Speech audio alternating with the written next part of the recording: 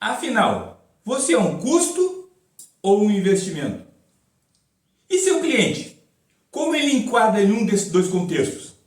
Pois saiba, ele tem pelo menos três maneiras de lhe classificar como custo ou como investimento. Um primeiro cenário, ele entende que você ou sua empresa serão capazes de garantir que todos os processos de rotina sejam executados de maneira que os pré-requisitos necessários para que ele obtenha o resultado previsto sejam alcançados. E nesse cenário, ele, ao lhe classificar como custo ou investimento, ele pensa assim: bom, quanto mais eu pagar a ele, ou a empresa dele, de algum lugar tem que sair, ou seja, e esse lugar não pode ser do resultado final, porque eu estou buscando um resultado, tenho um objetivo pré-estabelecido. Então, nesse caso, fica claro que ele entende, ele classifica como um custo. Num segundo cenário, ele mesmo sabendo que com toda a sua capacidade será capaz de manter os pré-requisitos de maneira a atender os objetivos propostos, haverá desvios negativos, certamente, como todo e qualquer processo.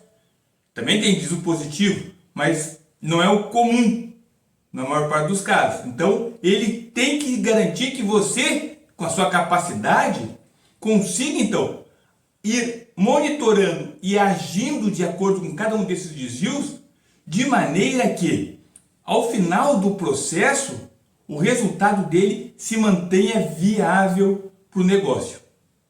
E mais uma vez, pelos mesmos motivos, ele enquadra lá na caixinha dos custos. E custos, quanto menos melhor. Então, essa é uma percepção que o mercado faz de forma, muitas vezes até intuitiva, mas que é uma realidade. Mas tem um terceiro cenário, que é quando ele assim, entende que você ou sua empresa serão capazes de não só manter o resultado viável, o projeto dele, o processo, de qualquer forma, se mantenha viável, mas ainda poderá agregar resultado ao objetivo do processo dele. Então, voltamos então ao problema. Você assim, eu sou um profissional capaz, minha empresa é uma empresa capaz, temos condições, conhecimento de superar as expectativas do cliente, mas o cliente, por sua vez, ele fica num grande problema. Ele percebe realmente que você tem condições de ofertar um valor maior do que aquele que era o pré-estabelecido. Ou seja, não para o valor do contrato seu, mas o valor do resultado do negócio. Ele sabe que você tem expertise e talvez possa fazer isso, mas ele não consegue quantificar quanto isso vale. E ele não consegue quantificar isso por um motivo muito simples. Prazos são sinônimo de dinheiro. Praticamente não existe nenhum valor hoje que você não possa fazer em função do prazo. Qualquer coisa que você for fazer que envolva valor monetário principalmente, você vai ver que quanto menor o prazo, menor o valor. Quanto maior o prazo, maior o valor. Ou seja, quanto mais tempo um projeto for se desenvolver, pior. Então, ele tem essa dificuldade. Ele tem essa intuição de que você realmente é capaz de agregar valor adicional ao processo dele, ou seja, ao resultado do processo dele, mas ele não sabe como quantificar isso. E essa é a nossa grande armadilha. Eu vou falar sempre, a partir dos meus exemplos, todos serão em função de prazo. Por que prazo? Porque a gestão de projetos, há 60 anos, já atingiu o status de ciência. E realmente é uma ciência. Quem conhece, quem vivencia, percebe que quase tudo que tu faz tem um embasamento científico que tu pode recorrer a ele para validar. Com relação aos prazos, nós temos essa lacuna. A gestão de prazo ainda é empírica, de um modo geral. No decorrer do nosso papo aqui, vocês vão ver que isso acontece em função de algumas falhas que nós temos na condução do processo, mas são falhas intrínsecas. Mas Vamos evoluir um pouquinho, ficar nos exemplos, vocês vão perceber aonde eu quero chegar. Então, ele teve dificuldade. E o que os prazos fazem hoje? Ele está acostumado, processo após processo, projeto após projeto, a grande maioria dos projetos atrasam. E este atraso é o suficiente para mascarar todo e qualquer eventual ganho que você ou sua empresa possa adicionar ao resultado do processo que ele está prevendo. Ou seja, então aquele ganho que ele teria, os prazos acabam aniquilando, zerando eles. E aí vem um problema muito sério. Nós temos uma dificuldade de entender. E antes de eu me aprofundar um pouquinho mais, vou falar agora sobre incertezas. Nós gerimos projetos, e essa foi uma prática que acabou se consolidando. Houve uma tentativa muito válida, muito positiva, né, que foi a teoria das restrições, mas que naufragou. Por que naufragou? Bom, quando a gente faz um projeto, monta a rede, a gente pega a rede e vai levando ela de maneira que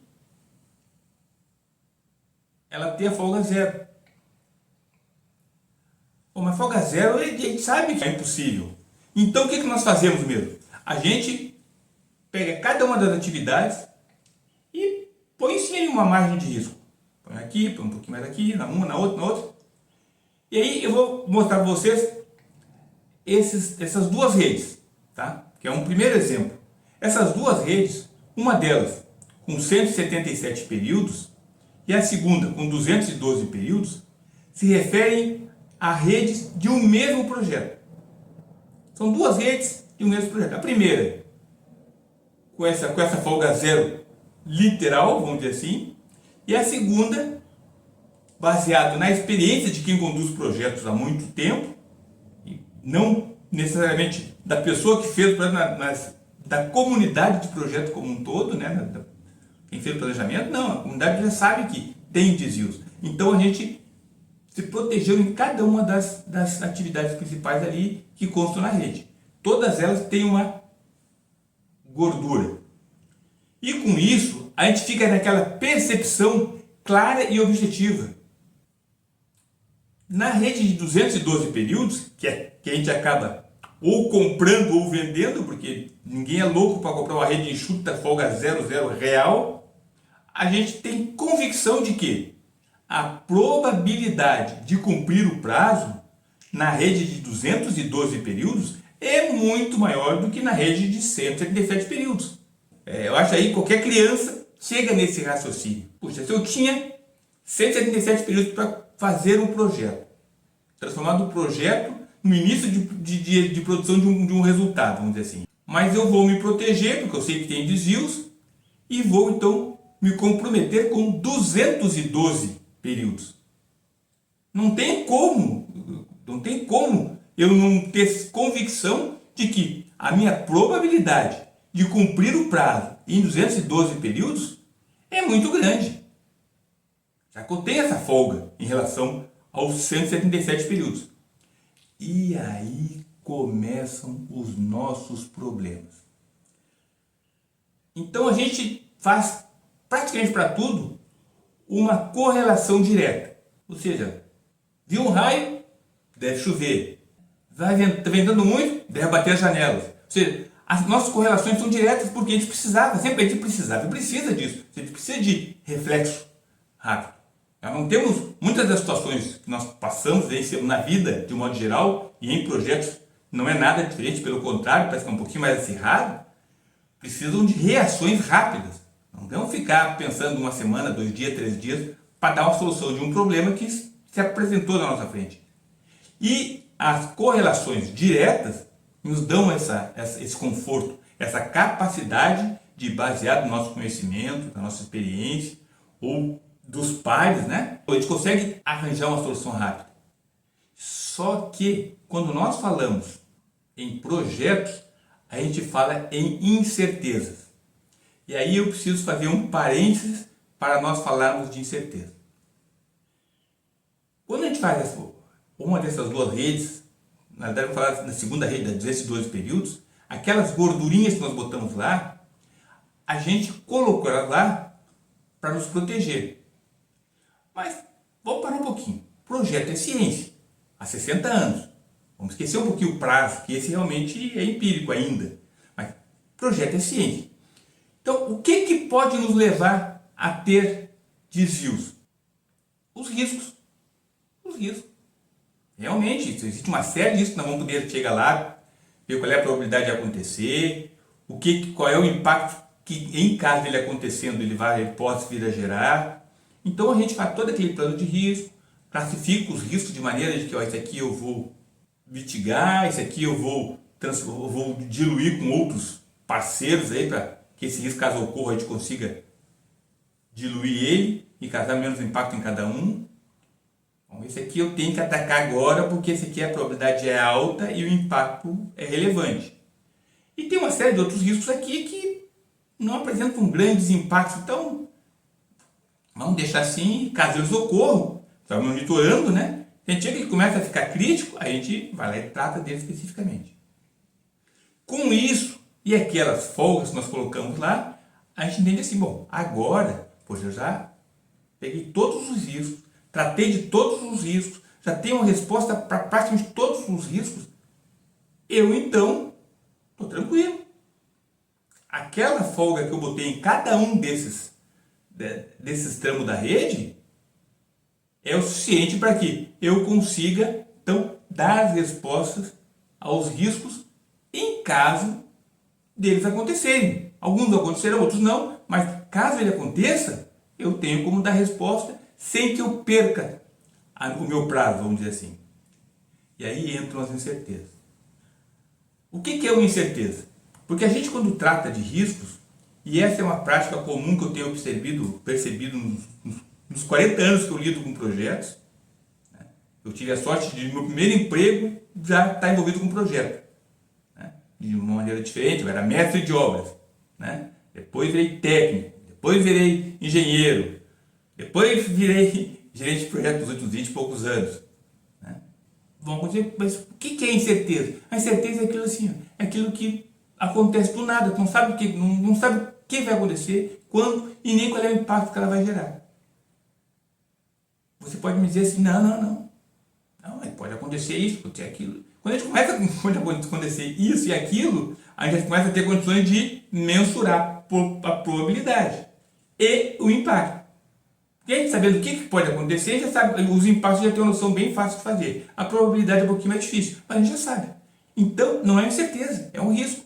Você vai só classificar lá que você vai diluir esse risco com outros parceiros, se você vai atacar esse risco ou se você vai deixar de lado, só monitorar.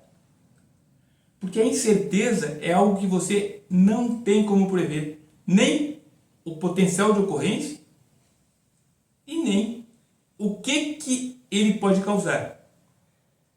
Então, quando a gente começa a deixar tudo como sendo só risco, a gente deixa de mão a incerteza.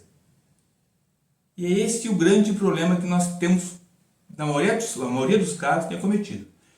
A teoria das restrições do Dr. Eliyahu Golder, ele resolveu esse problema. Ele resolveu por um outro enfoque do que mais adiante eu vou falar para vocês. A causa disso, ele sabia que eram as incertezas, ele sabia tudo isso. E ele resolveu. Ele criou a sua corrente crítica, só que ele cometeu 2 erros. Né? E agora eu vou fazer só um comentário. Eu lancei há pouco tempo na Amazon o livro Gamificação e a Gestão de Projetos, Efeito Viés de Convergência. Então todos os exemplos que eu vou dar aqui para vocês, estou dando aqui para vocês, todos eles constam lá do livro, que vocês, se quiserem, está a preço de banana, está menos de uma refeição o e-book, tem 200 e poucas páginas, mas está tudo lá, com cálculo, com demonstrações, está cientificamente demonstrado, todas essas coisas que eu estou falando aqui para vocês. Mas não é tão relevante. Então, quando a gente não leva em consideração as incertezas, o Dr. Eliyahu Golder, ele levou em consideração as incertezas. Mas aí, quando cai lá na hora de fazer o planejamento, meu amigo, toda folga que você botar no planejamento, a tendência é que alguém no meio do caminho vai cortar folga. Só que esse corte de folga é o grande culpado da nossa probabilidade de cumprir prazo. E aí uma coisa que quase todos nós sabemos ou temos uma noção, a probabilidade otimista de cumprirmos todo e qualquer prazo, da maneira como nós conduzimos hoje os prazos em projetos, por exemplo, ela é baixa. Ela é em torno de 50%. E eu falei probabilidade otimista, porque eu estou falando assim, ó, as metodologias ágeis, essas conseguem ficar nessa faixa dos 50%. As demais metodologias até então, vá para trás. E se nós falarmos em projetos de capital, que é uma área onde eu milito bastante, por exemplo, aí tu esquece, porque aí a própria metodologia ágil tem uma grande dificuldade de ser utilizada. Quando, na minha percepção, é onde mais precisaria ter. Mas o mercado é assim, as coisas vão evoluindo, ou não. Eu realmente tenho uma concepção minha que você pode achar que está totalmente errado. Mas nesses 40 anos, cumprido o prazo, eu te garanto, projetos de capital é onde nós temos uma maior possibilidade de cumprir prazo. Se nós formos mais flexíveis. Né? Mas então essa probabilidade de 50%, a gente já podia ter tido ela nos projetos, já podia ser realmente uma ciência como as demais áreas de gestão do projeto. Por quê? Porque quando surgiu o PERT, e é uma séria controvérsia em relação ao PERT, porque o PERT virou uma metodologia de cálculo de prazo. E se vocês analisarem bem, na prática, ela na realidade, o CPM engoliu o PERT. Porque o PERT faz seus cálculos das 3 estimativas, né? Multiplica por 1, divide por 6, pronto, está resolvido. Está ali todas as estimativas e está ali o prazo. Só que esse prazo, ele acaba, quando a gente pega um cronograma, uma rede dessas, e deixa com folga zero, esse prazo, ele é tão inflexível quanto os prazos do CPM. A única coisa que mudou então o CPM em relação ao PERT é que o prazo é calculado com mais critério, vamos chamar assim, tá? Mas vamos lá. Então, realmente, a metodologia ágeis onde é o nosso benchmark hoje em termos de gestão de prazos de projeto. A gente consegue realmente ter uma assertividade. Só que o Dr. Eliel Golder, ele cometeu 2 equívocos. E até no livro eu comento ele lá. Não vou entrar no detalhe agora, porque ele fez tudo certinho, mas a metodologia das restrições acabou sendo seduzida pelo canto da sereia da folga zero. E aí isso realmente fez com que a gente perdesse essa grande oportunidade. Toda a teoria que eu desenvolvi toda uma teoria em relação a isso. A partir de 92 eu comecei a transformar essa teoria em algo metódico, descobrindo fórmulas. Me baseei numa ciência que nós temos dificuldade.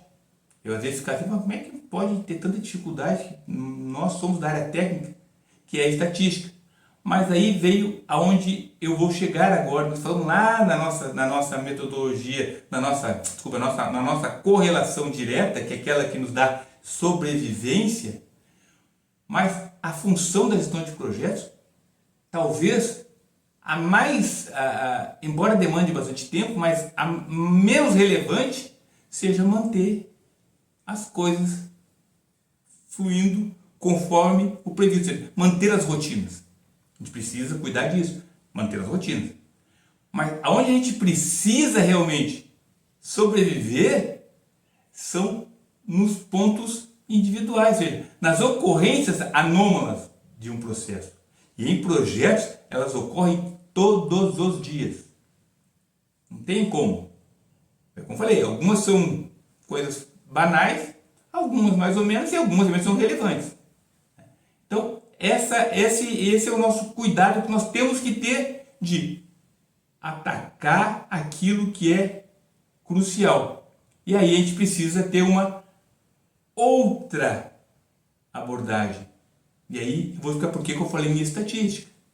A estatística é contraintuitiva, talvez essa seja a nossa grande dificuldade de lidar. Quando eu digo lidar, é aplicar estatística. Estatística aplicada, ou seja, tu tirar, fazer uma teoria, calcular tudo, baseado não da teoria para o fato, não. É vir do fato para a teoria, para eventualmente tu poder, então, realimentar algum outro fato.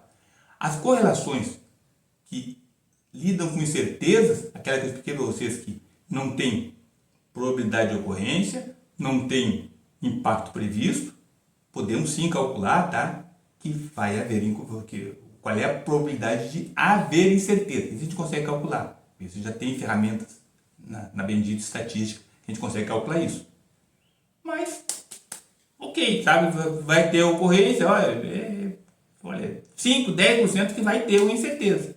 Só que o que acontece? Como nós não lidamos com isso de forma direta, de forma objetiva, ou seja, a nossa folga zero liquida toda e qualquer possibilidade de nós gerenciar as incertezas, a gente acaba não tratando ela da forma adequada. E muitas daquelas coisas que a gente começa a tentar melhorar aqui, acontece um desvio ali, outra colar, a gente começa a tentar resolver esses desvios sem saber exatamente o que nós estamos fazendo para resolver, ou seja, nós estamos mexendo no lugar certo ou não, a gente acaba simplesmente transformando os riscos em incertezas. Este é um exemplo, um cronograma, tá? A gente vê ele tabeladinho, a gente vê aí 3 períodos, tá? O 7º, o 8º e o 9º período. Nós estamos vendo esses 3 períodos aí. E a gente observa na primeira linha que a gente recebeu, para analisar, e viu, olha, aqui 2 e pouco por cento, aqui mais 2 e pouco, mas no meio vai para 10%. A gente olha assim, tem uma substância errada aqui. Como é que a gente vai ter no 7º período um valor, no 8º período um valor 5 vezes superior ao 7º, e no 9º período um valor menos do que 1/3 do 8º. Então, está muito desequilibrado. Aí, pessoal, dá uma olhadinha lá e revisa esse cronograma aí, vê direitinho o que está acontecendo, vê o que aconteceu aqui. Aí a gente recebe a segunda linha, revisado. Opa, agora ficou legal. Agora ficou 4, 5 e pouquinho, 5 e pouquinho, beleza. Aí a gente então vamos para a terceira linha, que é a que nos interessa no momento, tá? Que é onde eu vou mostrar para vocês o que é tal correlação condicional. Mas vou mostrar passo a passo e vamos chegar lá. Na 7ª linha, a gente observa aqui 2,1 nominal, nós vamos ter que aumentar a nossa produção nominalmente em 2,1%. No 8º período, nós reduzimos aquele 10% para 5%, ou seja, a gente deu um corte nominal bom. E no 9º período, nós vamos fazer um acréscimo nominal de 2,9%. Quando a gente pega 2,1 do 7º período, soma com 2,9 do 9º período e reduz os 5 que a gente reduziu de 10 para 5 no 8º período, dá 0. Essa percepção, a gente fica com a convicção de que, opa, agora sim, agora está equilibrado. Não tem grandes picos e a soma dos 3 deu 0 ali, beleza, está equilibrado. A nossa probabilidade de cumprir esse prazo é muito grande. E aí a gente começa a ter o primeiro problema em relação a tudo isso. Primeiro, este é o exemplo do raciocínio da correlação direta. Ou seja, somou os 3, deu 0, está equilibrado, probabilidade de cumprir é alta. Só que, em função daquelas incertezas que nós tratamos há pouco, a ciência que lida com incerteza é um pouquinho ou bastante diferente daquela nossa correlação direta, ou seja, naquela nossa correlação que é instintiva até mesmo nossa. É uma correlação condicionada, ou seja, correlação condicionada. E o que é uma correlação condicionada? E para exemplificar melhor então as diferenças entre a correlação direta e a correlação condicionada, vamos fazer assim. A correlação direta é assim. Se eu mexer em A, eu afeto B. Então eu sei a causa e a consequência. Já a correlação condicionada faz a mesma coisa. Se eu mexer em A, eu afeto B. Porém, quando eu afeto B, este mesmo B, e muitas das vezes, vai retroalimentar o A e uma série de outros parâmetros de toda a rede, todo o processo. Bom, se eu retroalimentei o A muda o B e vira aquele círculo vicioso, que aí é o nosso grande papel de gestão, é de estar monitorando e ajustando essa retroalimentação. Daí, é aí uma crítica pessoal minha, não vou entrar no detalhe de embasar o que eu vou dizer agora, mas daí o nosso grande erro de tentar manter todas as atividades previstas em um projeto que sejam feitos conforme previsto. Porque o ambiente não combinou isso com a gente, o ambiente é diferente, o ambiente não está sob nosso controle. O projeto até deveria estar, mas como ele interage muito com o ambiente, ele é muito dependente do ambiente, a gente precisa realmente estar sempre ajustando. Mas, comentários à parte, eu falei, essa é uma interpretação minha, não estou querendo nem convencer vocês que é assim, né? Eu acho que no decorrer de tudo, talvez até vocês cheguem a essa conclusão também, mas não é o caso agora. Então, ele retroalimenta e fica aquele ciclo vicioso. E se olhar o resultado disso, aquela alta probabilidade que nós tínhamos em função de nós termos equilibrado aquelas três períodos, sétimo, oitavo e o nono, de maneira que ficassem bem equilibradinhos, isso nos daria uma alta probabilidade de cumprir aquele prazo.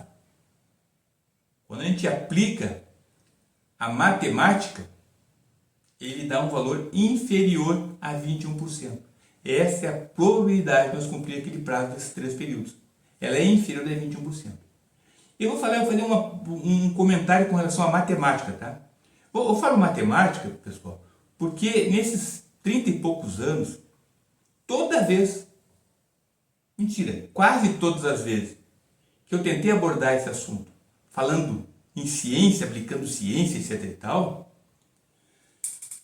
parece que tem uma aversão. Parece que o pessoal, ciência é ciência. Eu estou aprendendo com os anos, tentei divulgar várias vezes esses anos todos aí, mas a crítica foi essa. Quando falava de ciência, o pessoal até achava engraçado. Foram legais comigo, ninguém me sugeriu participar de um show de humor, mas o pessoal achava engraçado. Não, ciência é ciência. O que é ciência? Ciência é isso. Nós temos sim tudo aquilo que lida com incerteza, e você pode pesquisar, vocês vão lembrar agora de bolsa de ações, usa ciência. Corrida de Fórmula 1, usa ciência. Condições climáticas, ou seja, tem uma série de coisas que lidam com incertezas, e nós temos toda a metodologia científica desenvolvida desde os anos 40, começou lá em 900 e pouquinho, com o Taylor, e foi chegando um pouco mais adiante, aí o pessoal realmente desenvolveu bastante. Só que nós temos a dificuldade, nós somos da área de exatas e temos dificuldade de aplicar ciência, pelo menos em prazo. E tudo isso existe. Eu desenvolvi uma metodologia própria exatamente em relação aos prazos, porque os prazos, como falei antes, é o único item da gestão de projetos que ainda não é científico. E eu comecei a minha carreira, como falei, eu fui mestre, eu fui técnico, eu engenheiro. Nos últimos 20 e poucos anos sou gestor de projetos, né? Milito nessas duas áreas de engenheiro e gestor, com muita frequência, né? Não tenho, o meu ego não é muito elevado, ou seja, não tenho dificuldade de... Eu gosto de ser alguém de um grupo de sucesso. Mas eu estou ali para ser tá com o grupo para obter um resultado. E tenho liderança, então eu tenho essa facilidade de liderar as pessoas. Então isso me ajuda muito. Mas nós temos que aplicar mais a ciência. Ela está disponível. Essa ciência, eu não fiz assim, eu não sentei e comecei a calcular e fazer cálculos para ver como é que era. Não. Eu fiz diferente. Eu precisei fazer diferente. Quando eu comecei a trabalhar com instalações mecânicas e instrumentação, principalmente a parte de equipamentos, tubulações, eu trabalhei numa empresa cujo o departamento da qualidade era muito forte e muito terrorista, ou seja, qualquer coisa que fosse feito fora do que estava previsto, eu tinha que explicar muito bem. Então eu aprendi que eu tinha que procurar referências técnicas para demonstrar que aquilo que foi feito pode ser feito. Então, eu tinha que calcular. Aí eu comecei a pesquisar aqui, pesquisar lá, e a estatística foi o que me deu o maior número de ferramentas. Eu fiz uma série de cursos, sou pós-graduado em gestão estratégica e finanças, mas tudo isso é para alimentar minha cachaça, que é conduzir projetos. Então, tudo que eu desenvolvi não foi desenvolvi e fui testar. Não. Eu fui vendo aquilo que dava resultado e tentando entender por que dava resultado. E ao fazer isso eu descobri. Cheguei uma série de coisas, mas cheguei ao viés de convergência, que é essa nossa grande dificuldade de conseguirmos concluir projetos ou qualquer tarefa no prazo. Embora tenhamos em mente que temos todas as condições para que isso ocorra, a gente comete alguns erros, e o grande erro é esse, ou seja, é o erro no nosso desconsiderar as incertezas. Eu digo grande erro, tem uma série de outros erros, mas nós, ao desconsiderar as incertezas, o que a gente faz? A gente começa, é a receita de bolo é a mesma sempre, né? A gente começa, primeiro faz um plano de ação. É aquele exemplo que eu dei para vocês há pouco. Vamos supor que aqui, em vez de uma revisão, aquilo foi um plano de ação. Vai lá, aplica aquilo, faz aquela nossa análise de correlação direta e não dá certo. Até um pouquinho já começa a pensar em trocar pessoas, demite um, demite outro. Ou seja, a gente faz uma série de coisas até que a casa cai. A casa cai porque já demitiu, já trocou o executante, já demitiu o encarregado, o supervisor, trocou o fiscal. Aí a gente teve, como gestor de projeto, a gente vai vendo, achando os culpados, Mas o teu cliente, o meu cliente, ele aponta para nós, o gestor de projeto. Eu já vi situações que o gestor foi mudado. Se faz toda essa mexida, mas o problema está na nossa frente. A gente não consegue resolver os prazos. Faz tudo isso e o prazo continua com problema. Aí não, a partir de agora vai atrasar, mas não, continua atrasando. Os atrasos continuam se acumulando. Além de nós não conseguir eliminar os atrasos, claro, é como eu falei lá no início, se nós levar em consideração que nós temos verba em abundância e profusão, ou que vale a pena prejudicar, elevar o custo, fica mais fácil. Tá? Mesmo assim, nesse estágio, está tão conturbado que é difícil. Bom, mas resumindo, nós mexemos em tudo que nós achávamos que podia mexer. Aí a gente não conseguiu resolver o problema. Aí o que a gente começa a fazer? A gente começa a mexer num processo aqui, no outro acolá. Não, isso aqui tem que mudar aqui, muda lá. Põe mais gente aqui, tira gente daqui, ou troca o pessoal para cá. Isso é só na intuição. Muitas das coisas que nós fazemos, a gente sabe que vão dar certo. Só que quando a gente começa a lidar com a correlação condicionada, existem ferramentas que nos dão condições de previamente a gente simular. A gente pode modelar, pode simular. Bom, se eu mexer nisso aqui, qual é o impacto que eu vou ter? Opa, não deu impacto nenhum. Então não vou mexer. Aqui, não deu aqui. Opa, aqui dá uma melhorada. Quando é que isso vale, dá uma melhorada, mas puxa, aqui, isso aí vai... que nós vamos recuperar de tempo ou deixar de atrasar aqui, mas para gastar vai dar um equivalente a 5% do retorno do investimento no primeiro ano, por exemplo. Então, mas a gente tem essa ferramenta. E essa ferramenta, como eu falei a você, não fui eu que inventei, não, está aí, tá.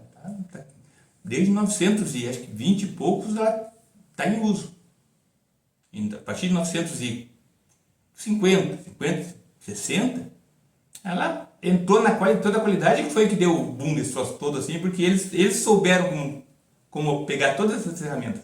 Mas eles não lidam com prazo, de modo geral, assim. A grosso modo, todo mundo lida com prazo, mas não é esse o gargalo deles, vamos dizer assim, né, de modo geral. Eu sei porque, como eu falei, eu fui certificado pela SQ como CQE, né, Engenheiro Certificado da Qualidade. Então a gente usa o tempo todo a estatística. Então é uma ferramenta muito poderosa. Mas nos prazos nós temos que usar em projetos. E nos projetos, a gente quando vai começar a mexer, senão a gente não faz isso, começa a mexer e acaba muitas vezes estragando aquilo que estava certo. Sabe aquilo que estava indo direitinho, mas ali, mas atrasou, aí ter uma rede lá com 3 nós, 20 nós antecedidos a ela, mais 5, 6 posterior a ela, e a gente não consegue, sabe? Quando a gente mexe num, eu falei, correlação condicionada, a gente mete aqui, afeta lá, afeta colar, e a gente acaba enrolando cada vez mais. E aí vem o nosso ditado, né? A obra não se acaba, ele se entrega. Mas muito tem a ver com isso, porque a gente não consegue lidar da maneira correta. E existe sim, né? Eu vou mostrar para vocês agora o exemplo. Vou aproveitar as horas extras, tá? Mas pense bem, esse exemplo das horas extras que eu estou mostrando para vocês agora aí, é um exemplo que não tem, como é que eu vou dizer, ele é um genérico, ou seja, ele serve para qualquer uma outra tomada de decisão. Serve para qualquer outra tomada de decisão. As horas extras são as mais simples, por quê? Porque as horas extras você consegue, durante o próprio projeto, ir verificando os dados. Né? Dia a dia, semana a semana, mês a mês, tu vai verificando ali, vai plotando, e aí tu faz todo esse tratamento de dados e chega a uma conclusão. Isso aqui, essa hora, essa aqui vale a pena, essa não vale, isso tu consegue fazer. Mas tu consegue fazer para outras coisas. Tu pega alguns dados, né? E quando a gente começa a fazer isso com o tempo, a gente começa a ter um histórico de análise de dados de outros projetos, que a gente não vai poder usar o mesmo cálculo para um outro projeto, e nem mesmo para uma outra situação no mesmo projeto, mas a gente consegue se familiarizar com ele e aí adequa realmente as variáveis em função da situação específica. Mas ele digita aqui, isso aqui se tu mexer não dá nada. Opa, aqui mudou, aqui. Mas aí vai ver, não, mas aqui muda, mas custa muito caro. Então não vai valer a pena. Não, aqui, olha aqui, mal tu vai mexer aqui vai dar um ganho grande. Então, esse quadro aí das horas extras mostra isso. Então vamos ver, então, 3 abordagens de horas extras, tá? Faz todos os cálculos direitinho, aí tá a tabela de modo geral, tá? E com essa tabela, a gente parte para essa outra agora, que é o quê? É uma análise de variância.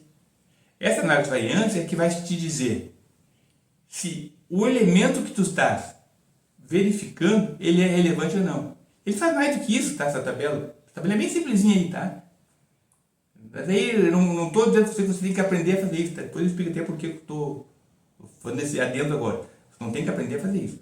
Você tem que saber que isso existe. Ela te dá até o que tu tem de incerteza. Ela te diz quanto é que é a tua incerteza. A incerteza é aquela que eu falei, tenho como ver incerteza, não sabe quais serão, mas a gente tem como ver qual é a incerteza. Essa tabela te dá. Para todas as coisas que tu quiseres fazer. Mas então a tabela precisa? Não existe precisão. 100% não existe. Tudo tem variação. Mas o importante é que tu saiba que tem variação e que tu consiga, então, aquilatar qual é essa variabilidade. Qual é essa variação. Você usa muito tal de desvio padrão. Né? Que é o mais prático. Não por ser o melhor dos indicadores de variabilidade. Mas é o mais eficaz. Por que ele é mais eficaz? Porque já existe toda uma metodologia de tratamento matemático, né, em relação a isso. Então, matemático, como digo, né, em relação a isso, todo o tratamento está feito, como é que faz, como é que não faz, como é que pode fazer. Então, isso tudo já existe. Então, você pode aplicar sim. Né? Vai pegar essa análise de variância. Eu quero ver se minhas horas extras vale a pena, não vale a pena. Não mudou, né? Tem casa até que piorou a situação. Então, não é o caso. Eu quero ver se eu trocar o equipamento que está fazendo a movimentação de carga, realmente vai me dar um grande ganho. Vai fazer, pegar alguns dados Quase nada. Ou em outros casos, olha, pá, mudou da água pro vinho. Eu além de poder reduzir lá, ter eu 5% da minha mão de obra, eu consigo acelerar em 40% a velocidade de execução da atividade. Né? Ah, mas tem que ver os riscos envolvidos. Então, mas tudo isso a gente faz hoje. Só que a gente faz meio que sem uma referência. Né? E por falar em riscos e referência, eu vou falar de uma coisa que também está no livro Gamificação e a Gestão de Projetos, Efeitos Viés de Convergência, que é uma coisa que agora eu vou pedir primeiro para vocês, tenham tolerância comigo, eu já peço desculpas antecipadamente, espere eu concluir o exemplo, porque eu vou usar a palavra forte, porque é forte a coisa. Segurança em primeiro lugar. É uma falácia. Me desculpa, é uma falácia. E por que é uma falácia? É uma falácia pelo seguinte motivo. Quando é que todo o trabalho de segurança começa a acontecer em um projeto? Eu estou dizendo assim, ó, tem uma exceção, claro, se existe a regra, tem que ter exceções. Né? Mas a partir da execução. Então, começa a mobilizar para a execução, então, movimenta toda a equipe de segurança, faz todo o treinamento, faz a qualificação de cada elemento que está trabalhando no projeto, treina ele, faz tudo direitinho, olha, o EPI é esse, a regra é essa, o sinal de abandono é esse, o sinal de sirene de prioridade é aquela, promoção de carga, treina as pessoas para que elas realmente fiquem mais atentas em relação à exposição ao risco. Só que, pessoal, é tarde, é muito tarde. Sabe por que é muito tarde? Porque nesse estágio da execução, a partir da execução, por mais que a gente procure lidar com a segurança como primeiro lugar, ela é ineficaz, de modo geral. É ineficaz, de modo geral. Por quê? Porque nós temos praticamente, a grosso modo, 3 ferramentas fundamentais. Política de punição e premiação, ou reconhecimento, né? EPIs. E, claro, uma série de eventos motivacionais, né? Cuidar da família, a família está te esperando. Tudo isso surge um efeito. Na primeira, na segunda, da terceira semana em diante já começa a ficar meio complicado. Mas surge efeito, mas é pouco, é muito pouco. E por que eu digo que é uma falácia? Sabe quando é que nós temos que pensar em segurança em primeiro lugar? Na concepção do projeto. Porque se não cuidar disso na concepção do projeto, esquece. O pessoal da segurança vai se matar, vai se degladiar, sabe? Vai punir, vai demitir pessoas, você vai ter que acontecer de tudo. Mas a gente vai estar sempre, olha que está com um pouquinho, olha, deu um problema, como é que foi? A gente está sempre apavorado porque sabe o que vai acontecer. E acontece. A gente reza para que não se perca vidas. Então, aí a gente diz assim, não, mas o pessoal de segurança não está preparado. E o roteiro é sempre o mesmo, né? Começa lá, começa o projeto, a execução, aquela rigidez da segurança, pá.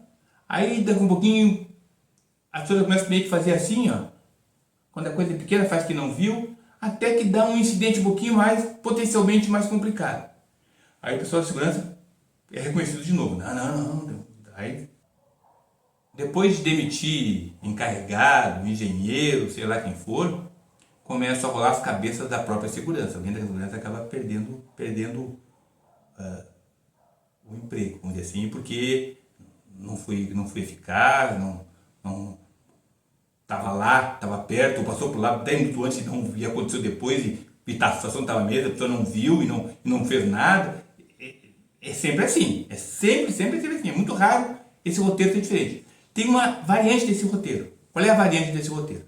Conforme a empresa dona do projeto, será a cliente, às vezes tem pessoas que estão sob esse guarda-chuva do cliente na segurança. E ela começa lá a ser bem rígida, dentro das ferramentas que ela tem, porque as ferramentas que você e eu demos a ela, ou seja, largamos ela lá, amigo, tá aí, EPI. Proteção coletiva, o projeto não prevê. E o projeto deveria ter previsto. Então, quando chega lá na concepção, não foi feito isso. Aí, o que acontece? Aí começa aquele fulano. Vamos dar um prêmio fulano. Vamos fazer um curso lá na sede, na matriz da empresa. Vai fazer um curso, um treinamento, vai vir uma qualificação. Pessoal, na realidade, qual é a intenção? É afastar essa pessoa do projeto, porque a percepção que está se tendo no projeto é que essa pessoa está atrapalhando. Quando na realidade ela está tentando salvar vidas com as ferramentas que você demos a ela. Nós negligenciamos na fase de concepção do projeto. Na concepção do projeto, nós temos assim, ó, qual é a metodologia executiva que está prevendo para o projeto aí? Vamos analisar, porque nessa metodologia executiva, nós temos que prever ou minimizar a exposição das pessoas ao risco, naquilo que for possível. Se tu tem duas metodologias executivas que são economicamente viáveis, vamos analisar isso. Não importa que uma seja mais caro um pouco do que a outra, ou mais barato um pouco do que a outra, não é esse o ponto principal. É a metodologia em que a gente consegue prever que a exposição ao risco será menor. Esse é um ponto que lá na concepção tu consegue ver. E uma outra coisa que nós temos que ver na concepção é prever colocações de uma série de proteções coletivas, nem que seja de forma provisória. Aquilo que nós não podemos aproveitar ao final do projeto, a gente remove, mas nem que seja de forma provisória. Porque é muito raro nós termos proteção coletiva em empreendimentos de capital, que é onde eu milito, vamos dizer assim, tá? É muito raro. Proteção coletiva é muito raro. E ela realmente faz muito mais a diferença do que o EPI. Ela é menos suscetível ao meu emocional, por exemplo. O dia que eu estou melhor, eu estou pior. Na proteção coletiva, eu estou mais resguardado do que na proteção pessoal. E eu estando mais resguardado na minha proteção pessoal, eu também deixo de ser um risco, ou minimizo o meu potencial de risco em relação às pessoas que estão ao meu redor. Então, pessoal, foi esse parente, tá?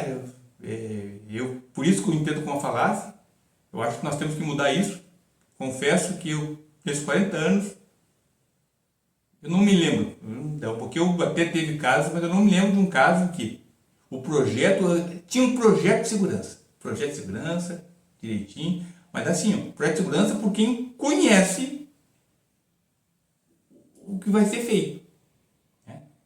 Mas não se importa se conhecer tanto ou não conhecer tanto, porque eu até hoje não vi nenhum, nem por quem conhece quem não conhece. Porque tudo começa assim. No primeiro momento vão ter uma certa dificuldade de ter talvez as pessoas mais qualificadas para fazer um projeto de segurança.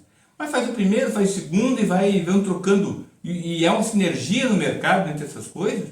E as coisas vão se desenvolvendo e daqui a pouquinho nós estamos todos tendo essa visão de segurança desde a fase de concepção do projeto e aplicando e efetivamente salvando vidas.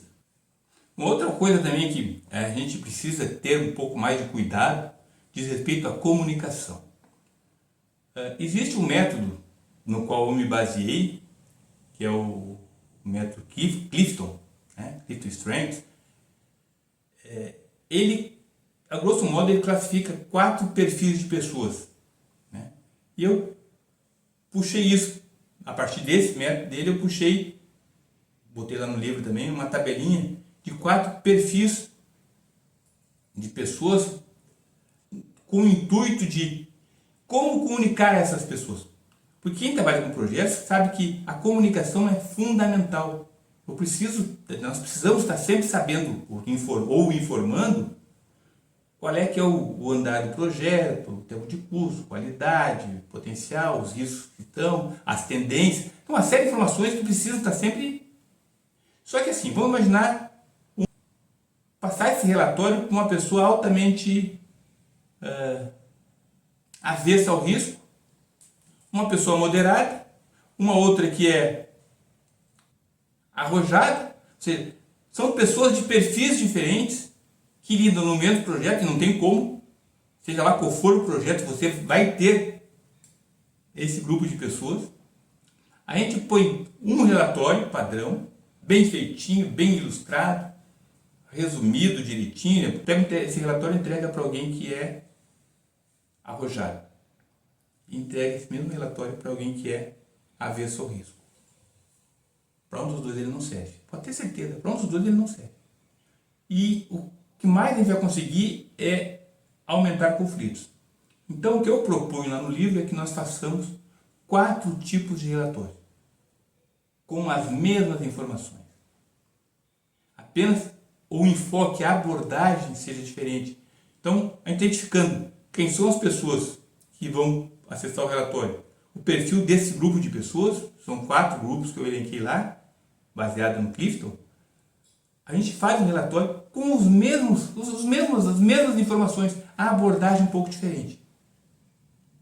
Porque a pessoa que é avessa ao risco, ela perceba bem os riscos que ela está correndo, mas que ela não precise, sabe, ter que estar imaginando que aquilo que fulano é meio louco, quer fazer de qualquer jeito. Não, ela vai se perceber o que ela vai perceber. Ela está mais embasada na hora de sentar numa mesa, todo para discutir, vai levantar os seus problemas, o outro vai levantar os problemas, e vai ser mais fácil de equacionar em todos os conflitos, vamos dizer assim. Elimina conflitos? Claro que não. Projetos sem conflito, infelizmente, ainda é utopia. Mas fica mais fácil de unir o grupo, unir o time. É bem mais tranquilo. A gente precisa disso. Precisa dessa sinergia entre os envolvidos. Aí você vai dizer, mas como fazer o mesmo relatório, com a mesma informação é diferente? Não, eles são o mesmo relatório, as mesmas informações. O prazo vai estar lá, a tendência de prazo vai estar lá, os custos, vai estar tudo lá, são as mesmas informações. Apenas dando ênfase de forma diferente na hora da análise. E esse relatório diz assim, cada um para cada grupo, os outros 3 estarão acessíveis aos outros 3 grupos. Ou seja, quem quiser ver, eu sou arrojado, não quero ver o relatório que foi lá para fulano que é moderado, quero ler. Está ali, está acessível para ele. Ele vai entrar lá, vai baixar e vai voltar aqui o relatório. Porque com o tempo, se houver possibilidade desses relatórios convergirem para um só, vai ser fruto da maturidade da equipe. Então, mas o que está aqui me serve. Aqui. Mas nós temos que começar. É um processo que nós temos que começar a fazer. Né? Eu vou dizer para vocês que eu nunca vi ser feito dessa forma, mas sou obrigado a confessar que eu também nunca pensei dessa forma. E eu duvido que não exista essa prática em várias empresas. Talvez não para projetos de execução, projeto de capital, para o pessoal que é outra coisa que é interessante. Todo investimento de um projeto, ele se realiza, ele se materializa na execução. E queira ou não queira, a linguagem, ela exclui totalmente a execução. Todos os relatórios, exclui. E quando inclui, é para penalizar. Né? A execução é um elemento tão importante quanto os demais. Aí eu vejo as pessoas, eu mesmo muitas vezes, quando escrevo, eu vejo assim, isso aqui não vai chegar no executante lá. Não vai chegar no pessoal da automação, ele não vai entender, ele tem outro. Mas a gente tem que ter essa, sabe, fazer essa tradução global, né? Claro que não vai ser uma pessoa, cada grupo vai começar a descobrir a situação, as pessoas conseguem passar a mensagem adiante. Normalmente eu sou essa pessoa quando estou num projeto, apesar de ser gestor de projetos, eu tenho paixão, eu não consigo fazer com que transmitir confiança, transmitir se a pessoa tem alguém te dando respaldo. É só tu fazer tudo que tu pode fazer bem feito, com esforço, e abrir para todo mundo. Hoje eu não estou bem, não vou poder fazer isso aqui, não é porque eu não quero, mas... Ou seja, ter essa condição, eu estou com dúvida, não entendi. Ou, o senhor está errado. O senhor está errado. Tudo isso pode. E isso lá na execução acontece. Se tu der abertura, acontece. E ninguém pede respeito. Eu nunca me esqueço. Meu primeiro emprego, eu me tornei chefe com 16 anos. Um dos meus subordinados era um colega do meu pai, com a idade do meu pai, que meu pai me indicou ele e eu coloquei ele lá para trabalhar comigo. Beleza? Muito me ajudou justamente nessa minha imaturidade. Mas sempre respeitou tudo. Eu sempre tive essa facilidade. E a pessoa me reclamava, mas Bittencourt, tu é muito assim, tu tá sempre rindo com todo mundo, né? Eu sou, mas também quem me conhece sabe que às vezes o copo derrama, né? E é uma coisa que eu tenho que cuidar, porque às vezes ele derrama demais, então eu com o tempo também vai me ajudando, eu vou controlando. Mas o importante é que a execução é onde se materializa tudo. E as pessoas entendem isso, eu vejo que é nos escritórios que as coisas se realizam. Não, todo o dinheiro que tu investe, ele vai acontecer lá na execução. Se a gente não conseguir dar ferramentas, o suporte, a orientação, as críticas construtivas, né? E até as tomadas de ações de, olha, fulano aqui, muito bom, isso aconteceu comigo, muito bom, mas ele está numa situação tal que ele está arrumando muito conflito. Né? Vai entender por que é, porque não toquei, pode até entender por que foi, por que não foi, mas alguém tem que enxergar isso. Entende? Não fica aquela panelinha, um diz aqui, diz acolá. Então, pessoal, é importante que tudo isso chegue na execução. Vamos voltar lá, onde você é custo ou investimento. Vamos falar da inteligência artificial. Lá na chamada do vídeo, eu coloquei, né? Como vencer a inteligência artificial. Esquece, é baboseira. Nós não temos que vencer a inteligência artificial. O que nós temos que fazer é com que a inteligência artificial seja uma ferramenta sob o nosso domínio. Se nós parar para pensar, aproximadamente 80% das atividades de um projeto são rotinas, são coisas previsíveis. São coisas que a inteligência artificial ela faz mais barato, mais rápido e melhor, na maioria das vezes, do que nós. Então, tudo isso a gente tem que começar a usar essa ferramenta. Qual é o nosso papel? Onde é que nós vamos aí agregar valor? E o que ele vai ter condições de ver, a partir desses cálculos de estatística que eu comentei contigo aí, com vocês até agora, direitinho, ele vai começar a tratar daquilo que não é rotina. Vai tratar daquilo que não é correlação direta. Ele vai tratar daquilo que é correlação condicionada, ou seja, ele vai buscar oportunidades, ele vai buscar melhorias, ele vai modificar coisas em prol do benefício do resultado do projeto. Então, a inteligência artificial, você pode ter sabido, eu vim de uma época que de tempos em tempos, mas de tempos em tempos há um boom na nossa área. Aí, todo mundo que reclama está ganhando pouco, está um pouquinho, começa a receber aquilo que merece. O mercado tá. Só que é assim, pessoal. Se eu estou falando que 80% das atividades de gestão de um projeto estão vinculadas a algum tipo de rotina, claro que eu não estou falando que 80% das equipes serão desnecessárias. Não estou falando isso. Mais que 30%, 40%, talvez 50%, pode vir a ser sim. Mas tem um jeito de não ser. É quando a gente conseguir usar a ferramenta inteligência artificial para nos liberar tempo para que nós possamos sim agregar valor naquilo que é a cereja do bolo, a diferença, os pontos fora da curva. Essa é a capacidade que só nós temos. E é aí que você vai começar a ver que a pessoa experiente, capacitada, tem mais um requisito que eu vou falar depois com vocês, experiente, capacitada, ela vai sobressair em quem ainda está aprendendo.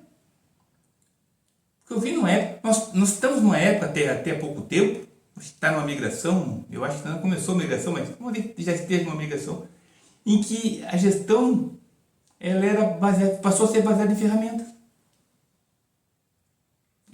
Às vezes tem uma pessoa lá, conhece muito da execução, conhece em prática, aí fulano, mas tu conhece tal software? Ele está alijado do processo. Bem rapidinho, quando surgiu o 4, que era o 4 Pro, que foi um precursor, depois veio o Lotus 123 e veio o Excel, eu me lembro quando surgiu esse aplicativo, na minha turma, na nossa turma, nós trabalhamos, teve um colega meu, aliás, foi responsável pelo qual até que eu estava naquela empresa na época, ele que me levou para lá. Ele era um cara diferente, um cara mais calmo, mais quieto, mais ponderado, não era um cara de se exaltar. As pessoas achavam que ele tinha pouca energia para o projeto. Mas ele se interessou com isso aí. Meus amigos, esse cara que estava ali na corda bamba passou a ser o cara. Até de um ano e pouco, meu amigo, só dava ele, porque ele se dedicou. E ele era um cara humilde no sentido de que ele queria saber o que tu queria e ele fazia os cálculos para ti. Aí tu leva o cálculo, mas isso aqui mesmo, tu torna de aqui. Tá, mas nunca me deu esse aqui mesmo? Não, me dei mais ou menos. Tá, mas quando é esse mesmo, eu posso, quer mudar ele aqui? Eu posso mudar. Ele mudava, calculava tudo direitinho. Ou seja, nós passamos a viver numa era, nós estamos numa era da ferramenta. A ferramenta sobrepõe a qualificação. Aí vai dizer, não é bem assim, não é bem assim. O resultado que nós estamos vendo é assim. O resultado, porque assim, a qualificação nossa, ela só se garante quando ela só se evidencia quando os resultados acontecem. Porque se os resultados não acontecem, a nossa qualificação está sendo engolida por uma série de coisas, dentre elas a nossa era da ferramenta. A ferramenta é uma coisa auxiliar. Ferramenta, por definição, é algo auxiliar.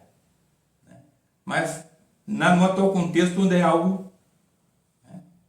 Eu fiz ginástica, eu sou curioso, estou sempre mexendo, estou sempre lendo, estou tempo buscando, né? Eu não sei nem como é que eu roubo o tempo, aliás, eu sei sim, muitas vezes hoje me arrependo, mas fazer o que agora passou, né? Muitas vezes em detrimento da família. Né? Eu sei de vir à noite, acompanhando a equipe, só para dar o exemplo, dar uma moral para a pessoa que está tocando, sei lá, não soldo, não. Até já conectei plug, já conectei borne, né? Tudo até já fiz, mas de curioso, né? Para dar uma mão, me ensina aqui, eu fui lá e fiz, mas eu tô mais fico lá para dar uma mão. Mas na realidade, a gente precisa realmente ter mais esse approach das atividades para que a gente consiga colaborar. Pessoal, a boa e grande notícia. Apesar de eu ter aproveitado esse vídeo também para divulgar o meu livro Gamificação e a Gestão de Projetos, Efeitos Viés de Convergência, a notícia boa é que você não precisa saber nada disso, assim, fazer cálculo. Não precisa saber disso. Isso aí você vai arrumar alguém para fazer. Como eu falei, nós estávamos na gestão da ferramenta, agora nós temos que passar para a gestão do conhecimento aplicado. E aí, a experiência vai falar mais alto. Só que tem um terceiro requisito que eu falei para vocês. Tem que ter experiência, tem que ter qualificação e tem que ter flexibilidade. Porque com essas três coisas, o nosso papel não é fazer cálculo, não é calcular se a análise de variância dá ou não dá, não. Nós temos que definir cenários. Eu estou fazendo tal coisa, estou desconfiado disso, daquilo, né? E aí passa para quem vai lá, faz os cálculos direitinho, olha, o resultado aqui deu que esse aqui realmente tem um impacto. Olha, esse aqui não mudou nada. Mas eu estou pensando em trocar esses equipamentos por outro, mesma coisa, vai lá e faz. Então, nós vamos passar da era gerada pelas ferramentas, softwares, para a era do conhecimento aplicado. A gente tem de uma vez por todas sermos efetivamente gestores de projetos de sucesso. Porque aquela mesma rede lá do início que eu falei para vocês, que a probabilidade de sucesso era de 50%, com esse mesmo prazo de 212 períodos, a gente consegue, gastando menos e ainda ameaçando antecipar prazo. Basta a gente levar em consideração as correlações condicionadas. Ter que buscar a teoria para justificar uma prática me deu me ajudou muito nisso. Então, pessoal, contem comigo, né? Claro que eu estou aqui demonstrando isso, eu tenho interesse, eu quero ter uma velhice um pouquinho melhor ainda, né? Eu também conto com isso. Mas conte comigo, me chamem, a gente vê qual é o tipo de relação que a gente pode ter.